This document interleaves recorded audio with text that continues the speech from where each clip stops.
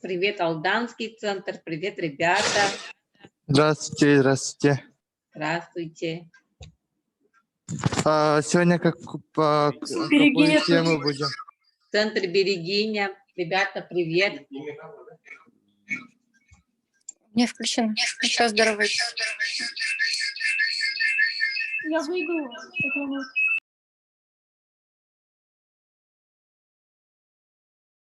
Мы сегодня какую тему это будем? Буквально сейчас у нас начинается онлайн-прогулка по старинному Якутску. У нас сейчас на связи с Якутского музея. Пожалуйста, появитесь, пожалуйста, в эфире. Так, совсем скоро мы начнем. Здравствуйте, представьтесь, пожалуйста. Здравствуйте. Так, я хочу немножко поправить. У нас не прогулка по старинному Якутску. Ну, как раз сейчас об этом я расскажу. Меня зовут Сергей Слепцов. Давайте тогда начнем. Сергей, вам слово. Я сотрудник Якутского музея имени Ярославского, и у нас сегодня с вами экскурсия по одной из выставок музея. И называется этот зал «Якутия в 17-19 веках». То есть Якутия в составе Российского государства, Российской империи. И сегодня мы с вами осмотрим наши выставки, наши интересные экспонаты и узнаем, как люди здесь у нас жили 300-400 лет назад, чем занимались, какими вещами пользовались и какие события здесь в эти времена происходили. Так, начнем, да, наверное? Так, сейчас, секундочку, себя я отключу, включу общий вид. Вот сначала мы посмотрим общий вид нашего зала, который мы сегодня с вами будем осматривать. И вот этот как раз у нас зал посвящен событиям 17-17 века. Первая часть зала, экспозиции, в которой мы находимся, посвящена, собственно, такому знаменательному моменту в истории Якутии и России, как присоединение Якутии в состав российского государства, вхождение. И вот перед нами, я надеюсь, всем видно первый стенд, который называется «Землепроходцы». На этом стенде можно увидеть тех людей, русских казаков и служилых людей, которые пришли сюда на реку Лену в начале 17 века. Много их было, среди них очень много знаменитых людей, но вот самые, пожалуй, знаменитые здесь как раз у нас показаны. Вот давайте я приближу, покажу поближе. Вот первый человек, о котором хотелось бы сказать, это Семен Иванович Дежнев, который является первооткрывателем пролива между Азией и Америкой. И сейчас вот самая крайняя восточная точка России и Евразии называется мыс Дежнева по имени как раз этого известного человека. Начинал он свою экспедицию на северо-восток как раз из города Якутска. Второй землепроходец, о котором я хотел вам сказать, это Иван Юрьевич Москвитин или Москвитин.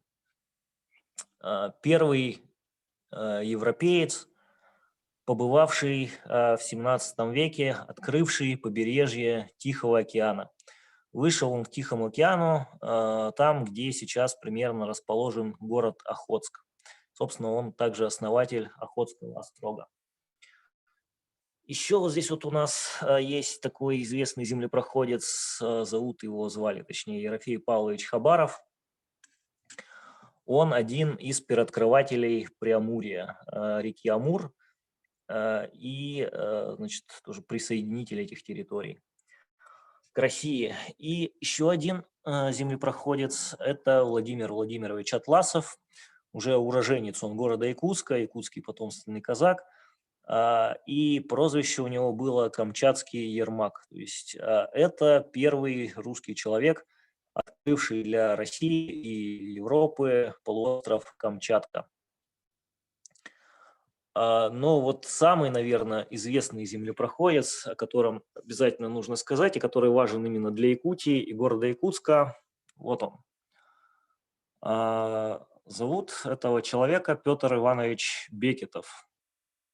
И знаменит он тем, собственно, что в 1632 году, в 17 веке, основал будущий город Якутск. Тогда это была небольшая крепость, назывался она Ленский острог, но потом со временем превратилась в город Якутск.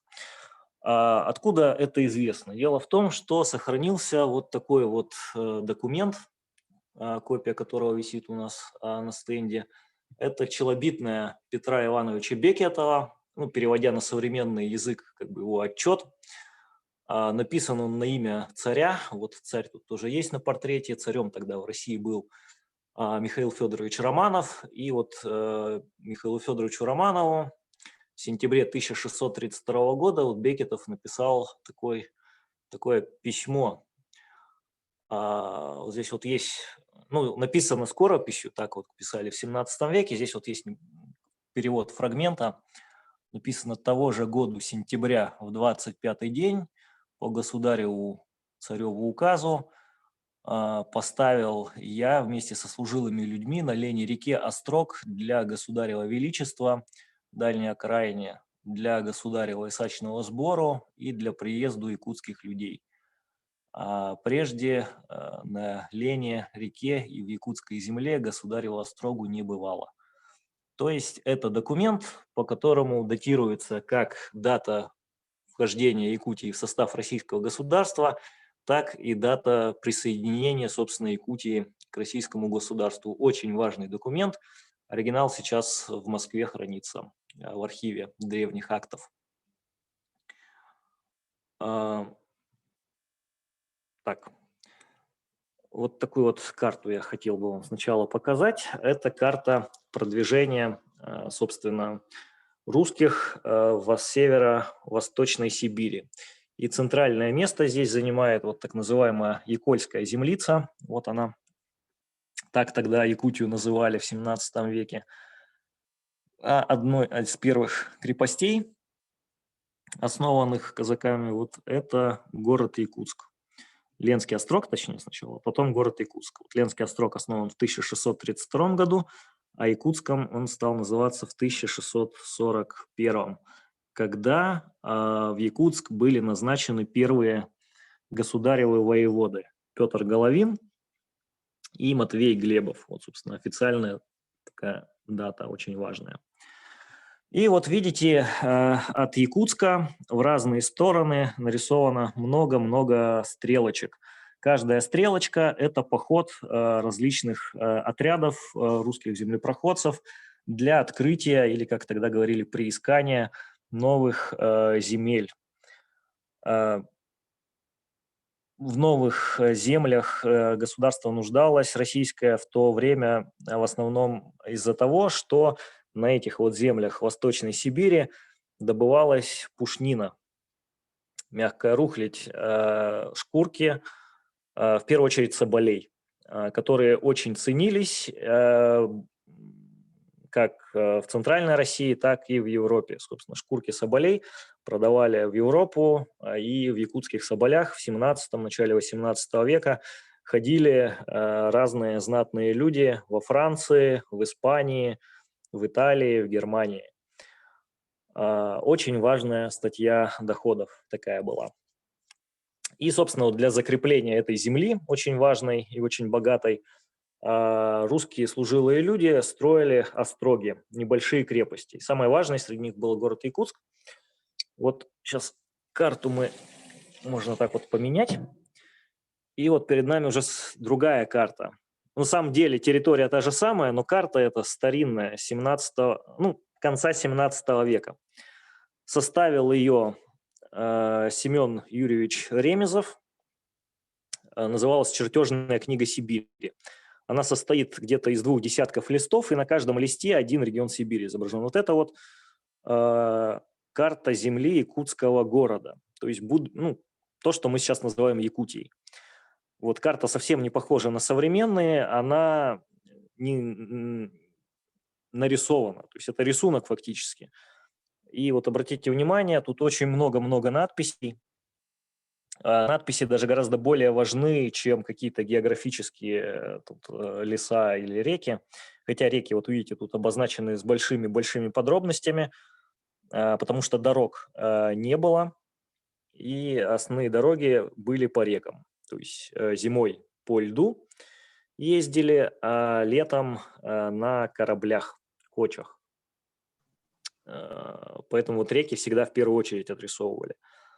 Других каких-то географических особенностей здесь почти нет, но зато вот много-много надписей. В надписях тут написано, кто вот в этом месте живет, где там можно раздобыть еду, где вот опасно, где не очень, где много зверя водится. Вот это вот все тут описано. То есть это полукарта, полусправочник такой.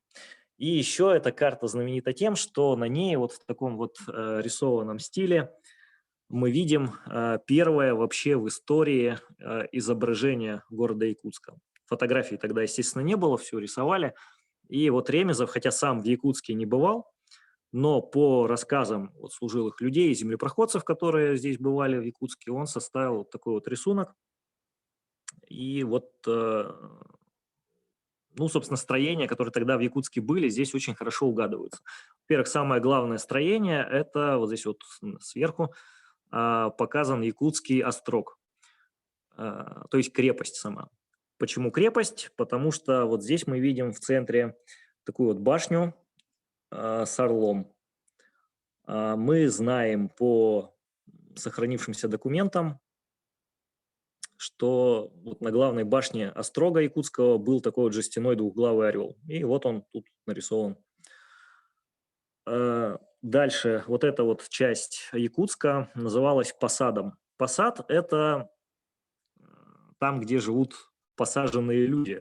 То есть по-нашему это горожане. За пределами крепости уже дома вот горожан, домики. И вот здесь вот снизу мы видим много-много церквей, обнесенных вот таким вот забором. Это мы тоже знаем, что такое. Это Спасский мужской монастырь.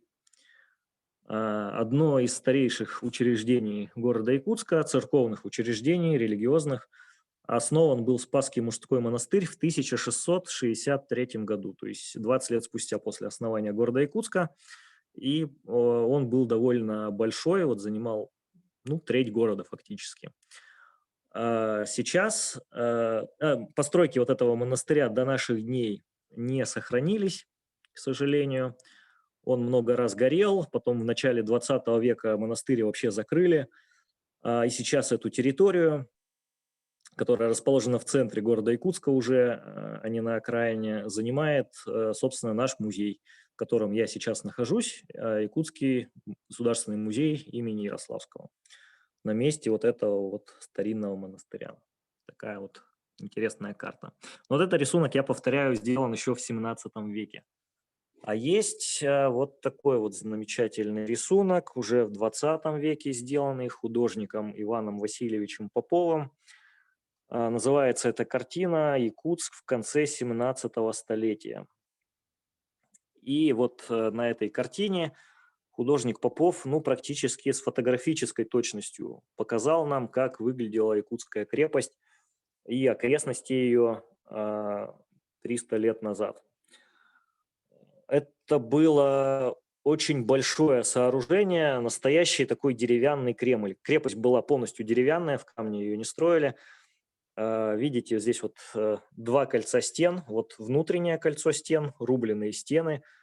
Вот главная проездная башня, вот здесь вот двуглавый орел как раз находится, о котором я говорил.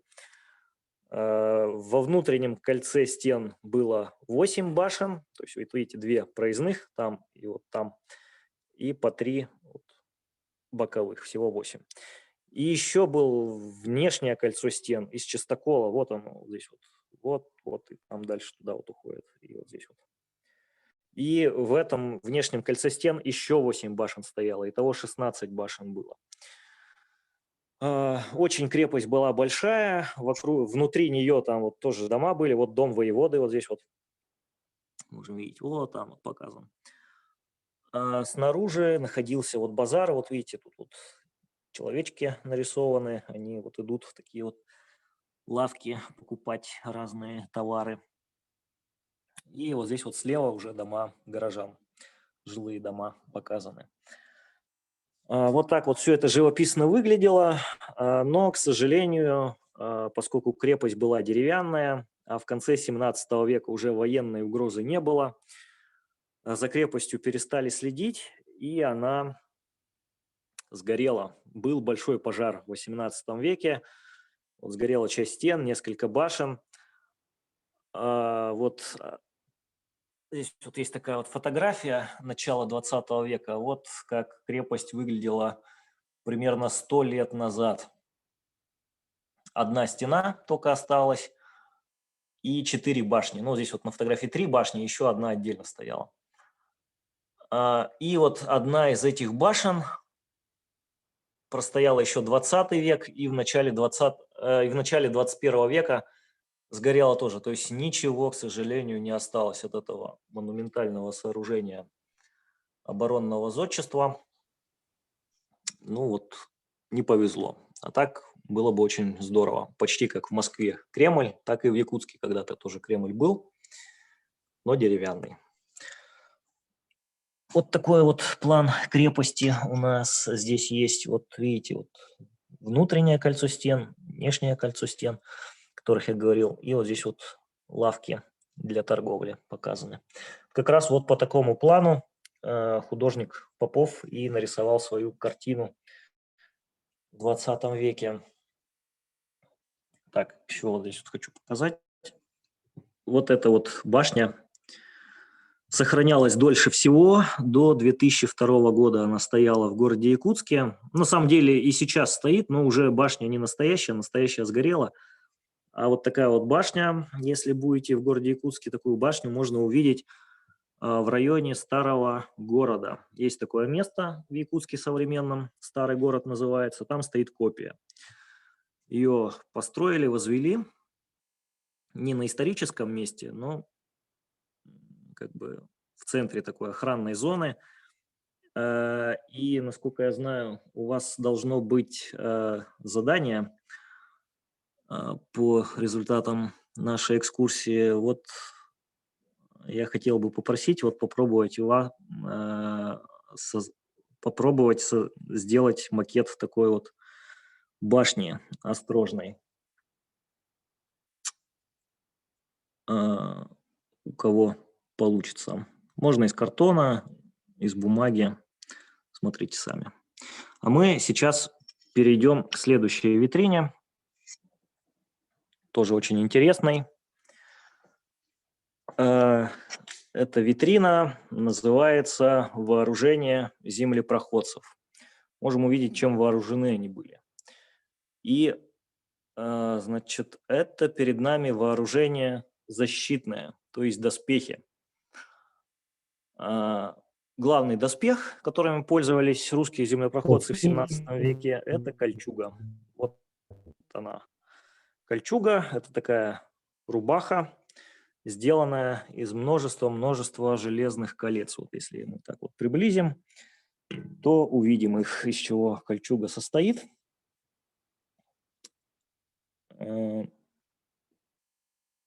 Состоит она где-то в среднем из 5000 колец плоских, соединенных заклепками. Весит такой доспех примерно около 4–4,5 килограммов. Если вот здесь вот она как бы такая с короткими рукавами, рукава могли быть длинные, подол вот более длинный, и тогда она могла весить до 7–8 килограммов. Защищал такой доспех очень хорошо, в первую очередь от холодного оружия, скажем, от сабель. От стрел тоже, в принципе, кольчуга достаточно хорошо защищала, особенно если под нее поддеть специальный поддоспешник. Обычно такой стеганый, ватник современный напоминает. Вот если такой ватник одеть, поверх нее кольчугу, то и стрела ее тоже не пробьет. На голову одевали вот такое вот сооружение, шлем железный, в 17 веке шапка железная называли. Если вот кольчуга настоящая, 17 века, то шлем – это новодел, копия. Ну, в Якутии такими пользовались, это мы совершенно точно знаем. Такой очень распространенный тип шлема в 17 веке. Очень хорошо продуманный, вот, защищает очень хорошо. Видите, у него наносник, наушники. Вот такой вот назатыльник у него есть, который защищает шею сзади. Кстати, вот по этому назатыльнику в Западной Европе такие шлемы еще называли рачий хвост. Действительно, видите, как бы на рака похоже сзади. Такая штука. Вот обратите внимание на науши, они очень большие, практически до шеи закрывают сбоку воина. И в этих наушах еще проделаны такие вот специальные дырочки. Не знаю, насколько хорошо вам видно, но дырочки там есть. Дырочки неспроста, чтобы воин во время боя хорошо слышал. Потому что если бы их не было, то такой шлем как эффект наушников создает. То есть как бы уши заткнуты. А слышать в бою очень важно. А вот спереди тоже защитные специальные приспособления у него есть. Во-первых, это вот такой вот козырек. Козырек – это защита не от солнца, кто бы мог подумать, а защита от прямых сабельных ударов. То есть чтобы сабля до лица не долетела, ставился козырек, и сабля вот в этом козырьке железном застревала. А в козырьке проделано отверстие, в которое вставлен специальный наносник. У него есть еще такой вот винт. Наносник можно регулировать, поднять, опустить. Это тоже защита от сабли. То есть лицо вроде как открыто, но в то же время защищено. То есть все до мельчайших подробностей продумано в этом шлеме. Очень интересно. И вот здесь вот еще лежит в витрине уже оружие наступательное. У русских уже в 17 веке была развита артиллерия. И они ее принесли с собой в Восточную Сибирь и в Якутию. В основном это были вот такие вот небольшие пушечки, но их было вполне достаточно для каких-то военных действий, хотя в основном такие пушки вот на вооружении тех же острогов находились, крепостей. И вот эта вот пушка, которая лежит у нас в витрине, как раз найдена на территории Якутской крепости в самом центре города в середине 20 века. Вот один из жителей ее откопал у себя во дворе на улице Орджоникидзе, где когда-то вот часть крепости находилась, и передал в музей. Пушка небольшая совсем, весит примерно где-то чуть больше 20 килограммов, то есть ее вполне можно переносить с места на место, она такая мобильная. А вот рядом с ней лежат вот такие вот ядра, уже достаточно большие, это ядра не от этой пушки, у пушки калибр гораздо меньше. Вот эти вот ядра где-то 4-фунтовые примерно, то есть примерно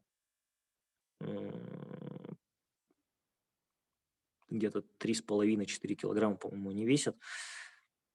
И это вот пушка стационарная, вот ядро, пушка, которая стреляла таким ядром, она вот уже не перевозилась, а стояла в крепости постоянно. Так, давайте перейдем к следующей витрине. Так.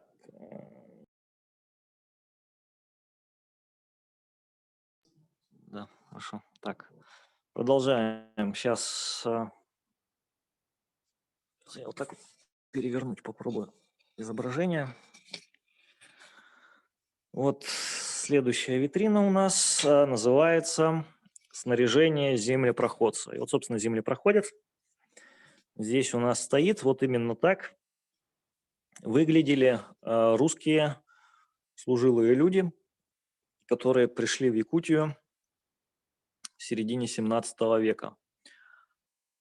Это реконструкция, то есть вот одежда создана как бы заново, да, новая по образцам, которые хранятся в разных музеях нашей страны и по археологическим находкам, которые археологи раскопали. Вот. Ну, во что, собственно, одет наш землепроходец? В первую очередь, вот такая вот одежда, которая называется кафтан. Такого она некрашенного сукна. Сукно – это такая ткань шерстяная до колен. Вот такие кафтаны носили в 16-17 веке русские. И, кстати, особенность этой одежды – это то, что иногда по нескольку кафтанов люди одевали на себя. То есть вот немножко отличается манера одежды современная и старинная, потому что мы сейчас, скажем, одеваем рубашку, на рубашку пиджак, там, на пиджак куртку или пальто, а вот тогда, ну, то есть разного покроя одежда, а тогда покрой был один – кафтан. Он мог быть покороче, подлиннее, до бедер, до колен, вот, ниже колен, как вот здесь вот у нас. И покороче кафтан одевался сначала, потом одевался кафтан подлиннее, еще длиннее, и в конце, ну, скажем, зимой могли одеть шубный кафтан, то есть кафтан, подбитый мехом. Ну, здесь вот у нас землепроходец без меха, кафтан у него обычный. Вот на голове у нашего землепроходца одета вот такая вот шапка, шапка-колпак, называлась она, суконный верх, то есть из ткани такого синего сукна, отороченный мехом. Мех очень ценился. Ну, самый дешевый мех был мех там, бараний или овчина. А вот этот землепроходец, он, поскольку в Сибири живет, у него мех побогаче. Это мех бобра здесь. А мог быть и соболиный мех, и рысий мех. Ну, такой мех могли носить только очень сильно богатые и состоятельные люди, например, воевода. У нас не воевода, поэтому мех бобровый. Хотя бобер тоже достаточно дорогой, конечно. А на ногах у нашего землепроходца кожаные сапоги. Не знаю, насколько хорошо видно, но вот поверьте на слово, он одет в сапоги. Вот такие сапоги во множестве находят археологи в местах вот старинных острогов, крепостей. Там такие старинные крепости, как Стадухинский острог, Анадырский острог, там Мангазея в Красноярском крае. И на самом деле и в Якутске подобную обувь находили. Ну, конечно, не в таком хорошем состоянии. Она уже такая вся порванная, плохо сохранившаяся, но кожаная, вот кожаная обувь была. Вот. На поясе у нашего землепроходца надет кушак, то есть такая полоска ткани, здесь вот она синего цвета. Ткань хлопчатобумажная, или, как в 17 веке говорили, просто бумажная. Бумажная ткань, кстати, достаточно дорогая, потому что в России она не производилась.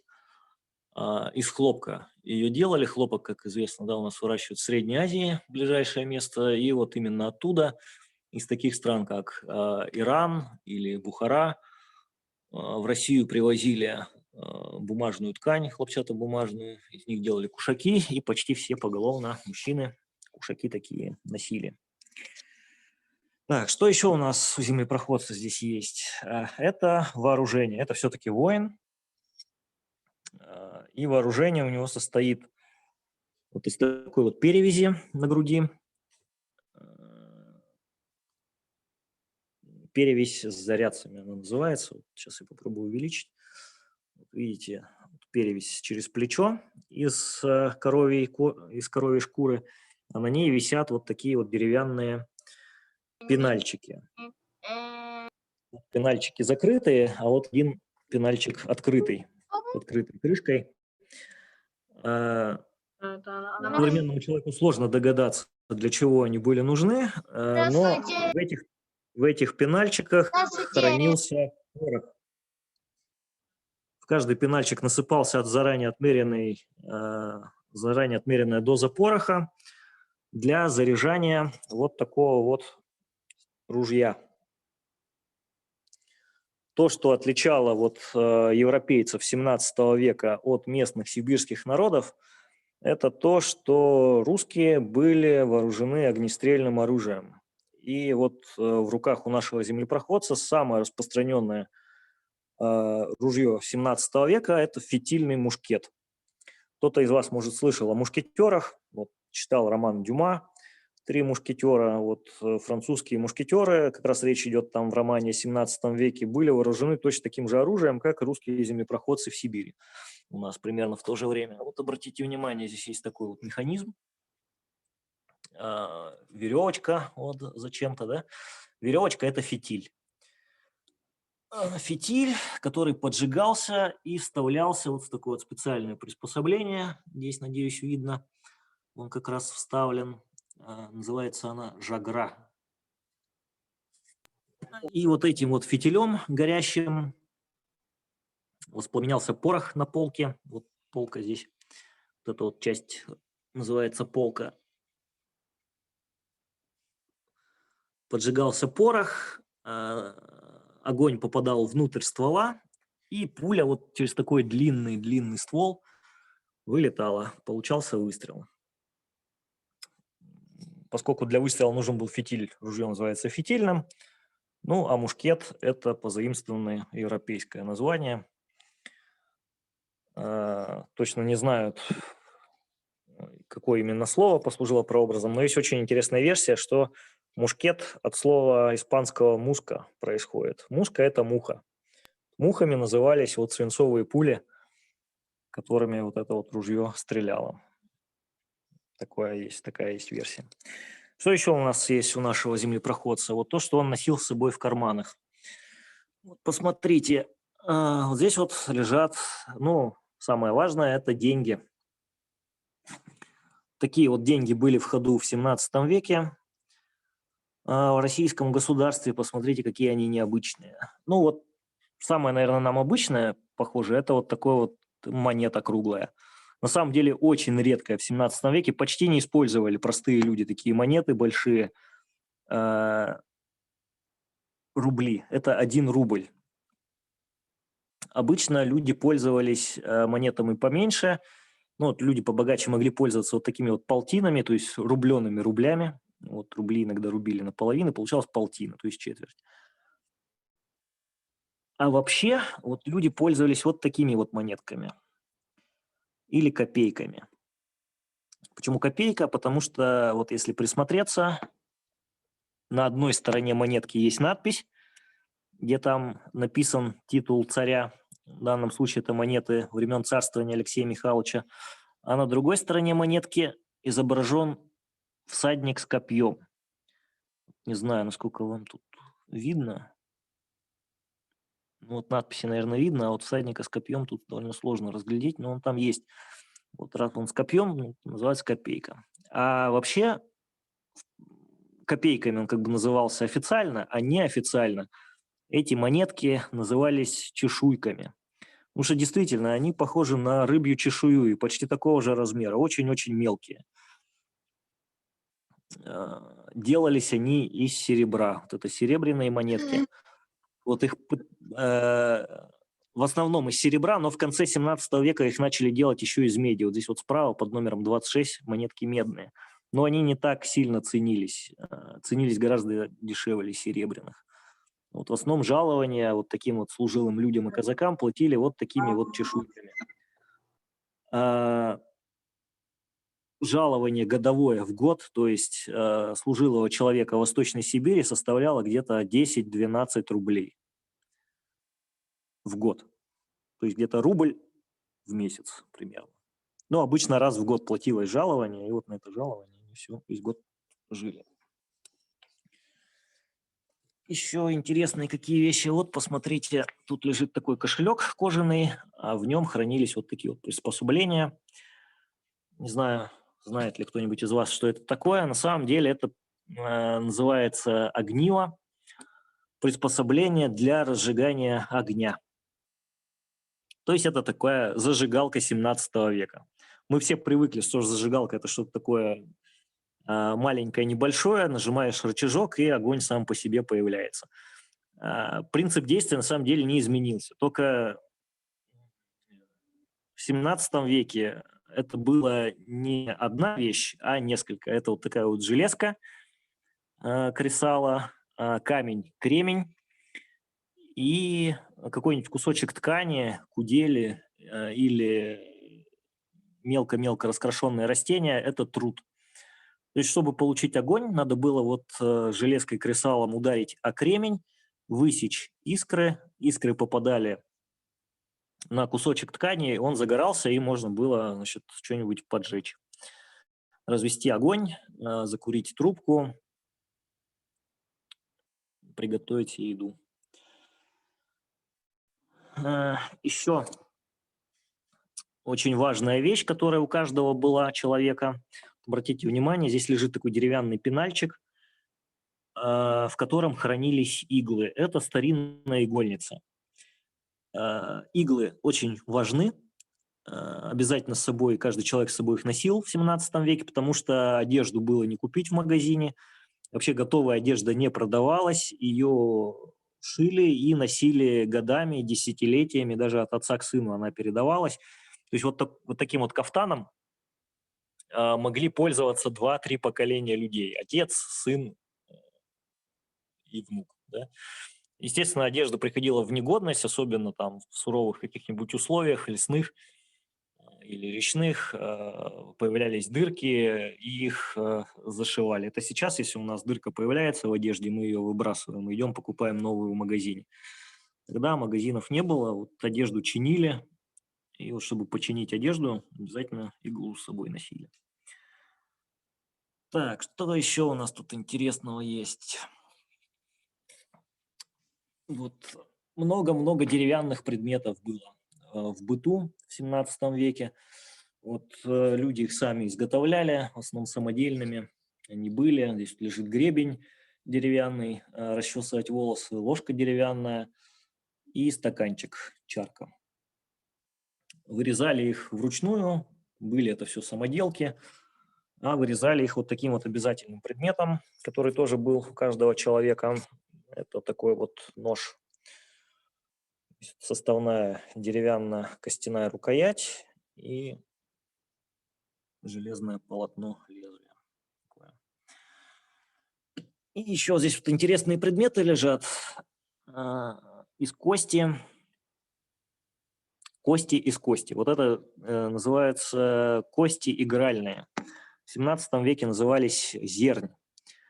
И это тоже было практически у каждого человека. Люди были очень азартные, любили играть в игры различные. Ну, тогда компьютерных игр не было. Играли вот такие вот игры настольные. Здесь вот еще одна витрина есть. Сейчас я вам покажу поближе. Прямо посвященная играм настольным 17 века. Подобные вещи тоже находят в больших количествах. Здесь вот 2 игровых набора. Видите, вот такие же кости, только деревянные, не костяные. Такой кожаный стаканчик, в котором кости трясли, чтобы выкинуть. Ну, наверное, принцип игры в кости все хорошо знают, да? Ну, самый простой способ играть – это кто большее число выкинул, тот и выиграл. Обычно так и играли. И вторая игра, тоже очень популярная, надеюсь, все узнали, да, это шахматы. Вот в больших количествах археологи находят вот такие вот шахматные фигурки. Ну, в данном случае они вырезаны из дерева. Тоже могли быть самодельные, очень простые такие схематичные как бы шахматные фигурки. Могли быть костяные, а могли быть из... самые ценные – это из бивня мамонта. Кости мамонта тогда тут уже находили в Якутии, и вот из них делали часто такие шахматные наборы. Люди обычно играли на деньги. И иногда такие игры к печальным последствиям приводили, могли даже подраться из-за выигрыша. Об этом мы тоже очень хорошо знаем, потому что сохранилось много записей о вот таких вот драках, которые произошли из-за игры вот в зернь или шахматы. Еще люди очень любили играть различные аналоги нарды, и в конце 17 века появляются карты. Но вот когда Якутию присоединяли в начале 17 века, карт еще не было. Играли вот в кости. Так, ну вот это о 17 веке мы поговорили. А теперь перейдем к веку 18. Сейчас я еще раз переверну изображение. Ой, попробую отдалить. Вот. Здесь у нас висит такая замечательная карта 18 уже века, и на этой карте показана восточная часть Российской империи. В 17 веке Россия империей уже становится. Проводили множество административных реформ наши цари. Вот первую такую реформу провел Петр I, Петр Великий, а вторую губернскую реформу провела Екатерина II. И вот эта карта времен Екатерины II как раз, видите, здесь разным цветом обозначены различные регионы. Вообще эта карта называется карта Иркутской губернии. Столицей Восточной Сибири в 18 веке становится город Иркутск. Сейчас мы попробуем его найти на карте. Здесь вот так подойдем. Здесь видите, город Иркутск написан. Здесь находился сначала воевода главный, а потом губернатор. И Иркутская губерния состояла из 3 частей. Вот первая часть вот белым цветом обозначена, называлась Иркутская губерния, Иркутская провинция. Вторая провинция вот зеленым цветом обозначена, называется Ундинская провинция по городу Удинскому острогу. Здесь вот он. И вот все, что желтым цветом обозначено, это Якутская провинция. Самый большой регион Российской империи. Вообще такая особенность у Якутии, она всегда самый крупный регион в России, во всю ее историю. И в 17 веке самый крупный уезд, в 18 веке самая крупная провинция, в 19 веке самая крупная губерния, ну а в 20-21 веке самая крупная республика в составе. И центром якутской провинции был город Якутск на реке Лени. Вот здесь вот он, видим, написано Якутск. Вот обратите внимание, от современных границ Якутии довольно сильно отличается. В конце 18 века в якутскую провинцию входила вот и Камчатка, и Чукотка, вот она, Чукотский полуостров. И вот южные части, которые сейчас к Приморскому и Хабаровскому краям относятся, и вот побережье Охотского моря. Все это была якутская провинция. Но границы потом много раз меняли. И сейчас границы совсем-совсем другие. Но вот карта, тем не менее, такая интересная. Еще один экспонат, связанный с историей 18 века. Уникальная такая вещь, которая хранится в нашем музее. Это плита каменная, и на ней вот такая вот интересная надпись. История с этой плитой связана очень интересно. Это все, вот эта плита, это все, что сохранилось в наши дни от первой каменной постройки города Якутска. И вообще, наверное, это была самая первая каменная постройка на северо-востоке России. Это было здание воеводской канцелярии. Ну, по-современному можно сказать здание правительства, да, Якутской области. Вот здесь вот рядом с этой плитой есть фотография, вот показано, как плита, как здание этой воеводской канцелярии выглядело в 19 веке. Вот обратите внимание, здесь вот главный вход, и над главным входом вот эта самая плита висит, круглая. В 20 веке здание разобрали. вот эту плиту вынули из углубления над входом и передали в наш музей. Вот она здесь лежит теперь. На плите нанесена, вырезана на камне памятная надпись буквами, которыми пользовались в начале 18 века. Построили это здание в 1707 году, кажется, я забыл об этом сказать. И вот здесь вот уже, в отличие от 17 века, в принципе, можно прочитать, что написано. Давайте вот попробуем разобрать. Написано с сокращениями. Первое – это вот Божьей милостью по указу великого государя и царя, это слово царя написано, и великого князя Петра Алексеевича, то есть Петра Первого, всея великая и белые, и малые России самодержца, построены сии палаты, лето Господня. Вот так вот интересно писали цифры, арабских цифр еще не было. Здесь вот написано 1707. Но написано не арабскими цифрами, которыми мы сейчас пользуемся, а написано буквами, так как писали еще в 17 веке. При стольниках и воеводах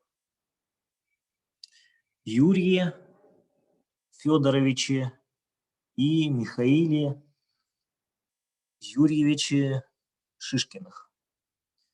Отец и сын Шишкины были тогда якутскими воеводами. И именно им Петр I повелел построить первое каменное здание.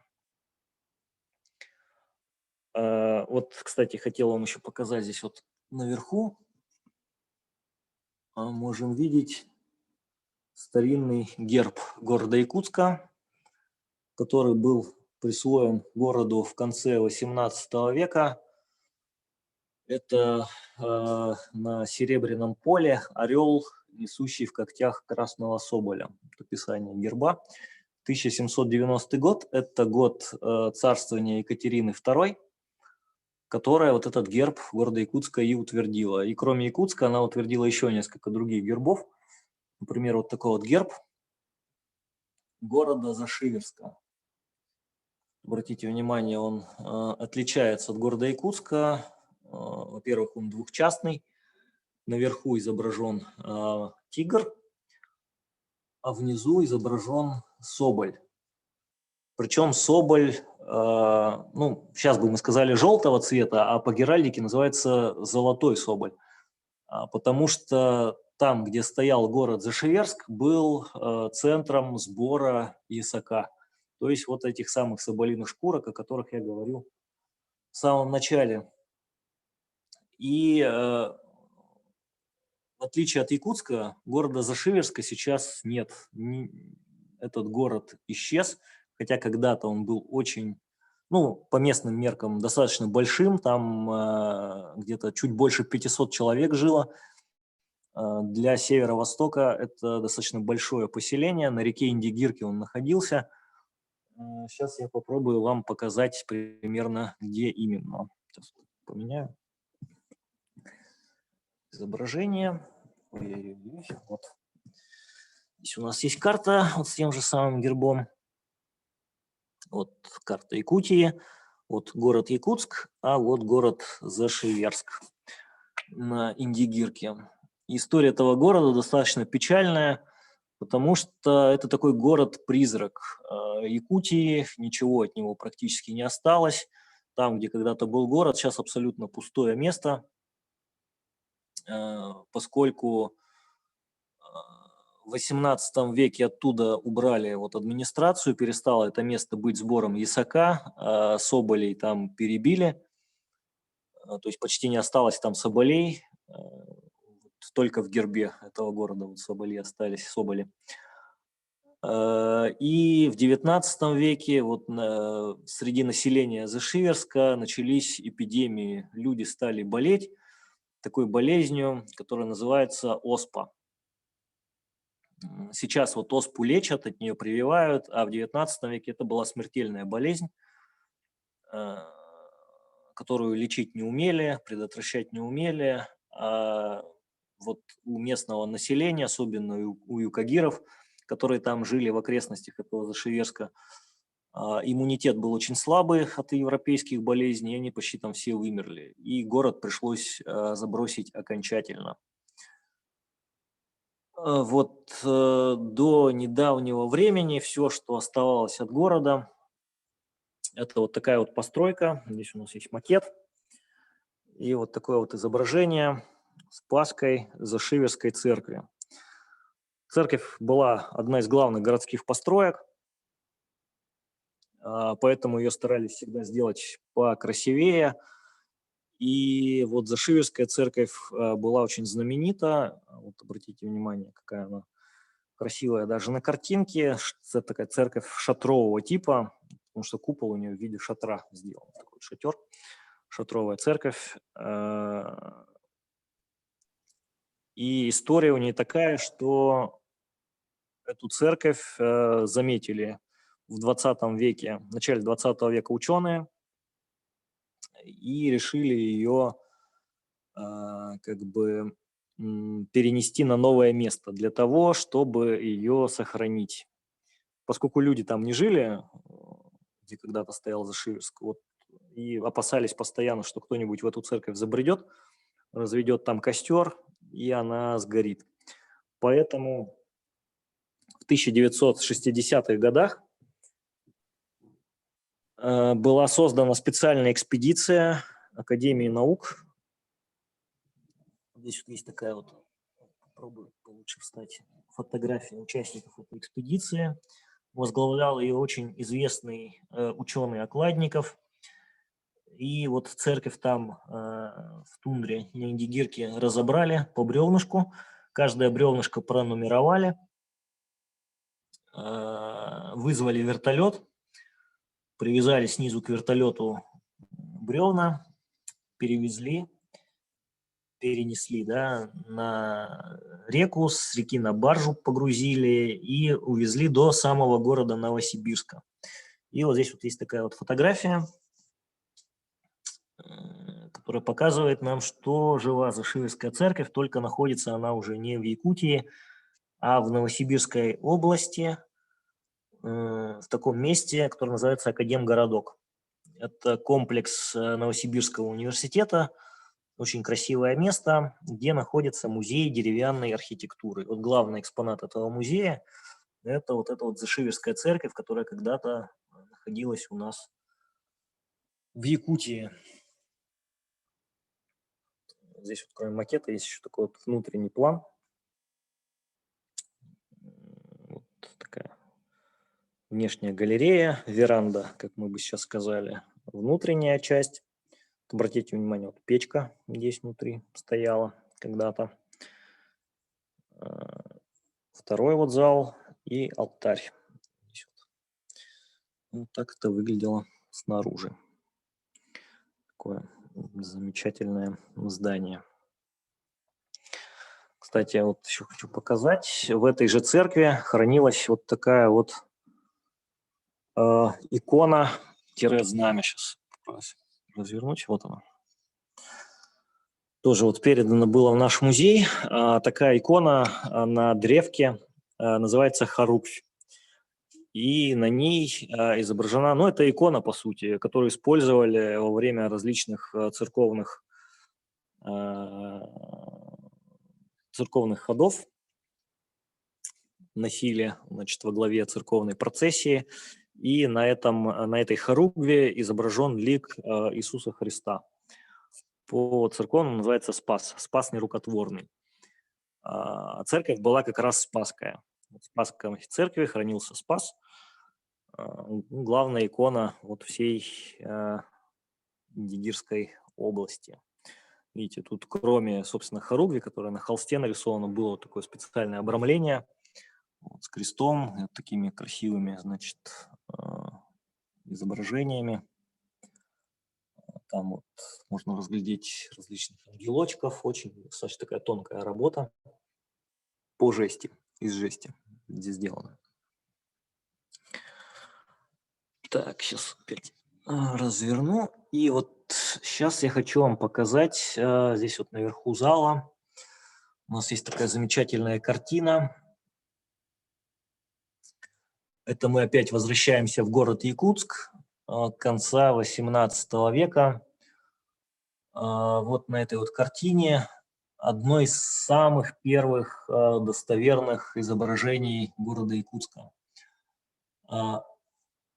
Это картина с рисунка Люрсениуса. Люрсениус – это немец, он участник знаменитой научной экспедиции, Камчатской экспедиции, которая была в городе Якутске в 30-40-х годах XVIII века. И он вот рисовал эту картину с натуры, и у него достаточно точно получилось, прям районы города можно определять.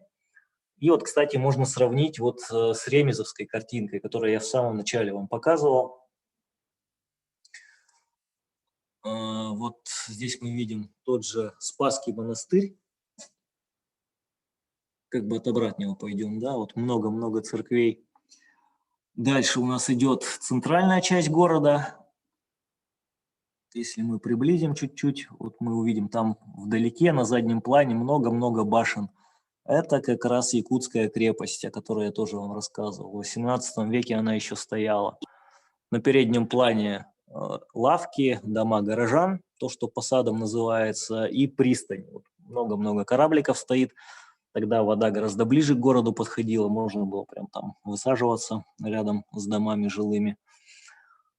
Сейчас такого уже нет, речпорт отдельно построен. И вот в самом левой части несколько домиков нарисованы. Это южная окраина Якутска.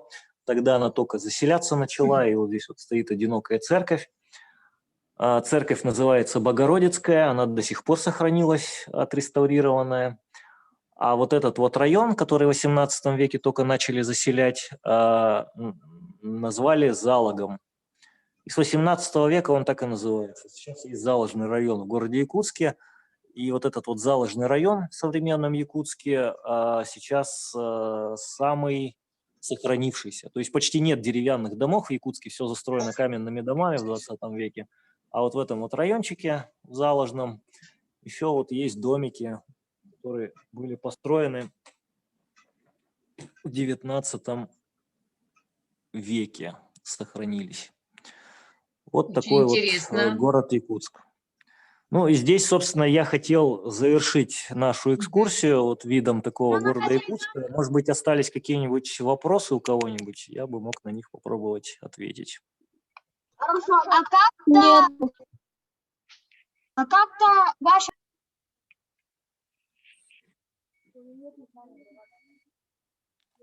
Не слышу?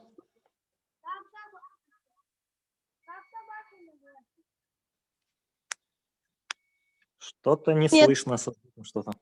Он говорит то, что как-то башня называется.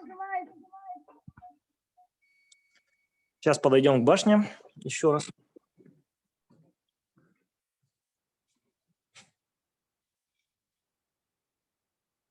Вот эту башню имеете в виду? Да. Это башня Якутского острога. Проездная башня. Вот в ней были ворота. Вот они. В них ездили. Надвратная башня Якутского острога она называется. Спасибо. Сейчас ее копия находится в старом городе. Спасибо, Сергей. Ребята, есть ли вопросы? Нету. Если нет вопросов, Нету. Есть вопрос? можете написать в чате, либо можете задать через микрофон. Но я, пользуясь случаем, хочу поздравить. Если не ошибаюсь, Сергей, вы стали победителем конкурса Фонда президентских грантов. Да, наш проект победил. Да, и я поздравляю вас с этим знаменательным событием и желаю Спасибо. вам успешной реализации проекта. Ребята, мы с вами все дружно встречаемся ровно через полчаса. У нас предстоит пройти Поскольку последний 6 мастер-класс по финансовой грамотности. В 6 часов, да? По презентации, да. Здравствуйте.